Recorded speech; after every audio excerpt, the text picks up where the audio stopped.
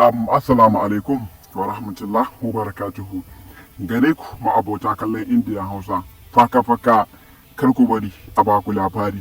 Wa'annan kayanmu ne wanda za mu saka muku a ranar Lahadi insha Allah idan Allah ya kai mu, da masu buƙatar sauki sababbin fina-finan Indiya Hausa a harshen Hausa, musamman wa'anda ake saki zafafa ingantacce. Kar ku bari a warku a baya mutane na. Wannan tsarin kuma hadda ku idan kuka tuntuɓe mu akan wannan lambar, ba wai Libya ba, a kowace ƙasa kuke a faɗin duniya za ku iya rijista da wannan tsarin namu.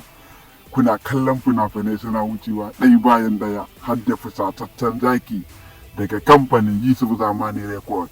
Kar ku bari a baku labari a kowace ƙasa kuke a faɗin duniya, kama daga Nijar, Algeria, Cote d'Ivoire da dai sauran ƙasashen dai. A duk inda mutum yake insha Allah za ku iya samun fina-finan mu, kuma ku sauke su akan wayoyinku na Android su je muku akan farashi mai rahusu. Kar ku bari a baku labari. Nagode.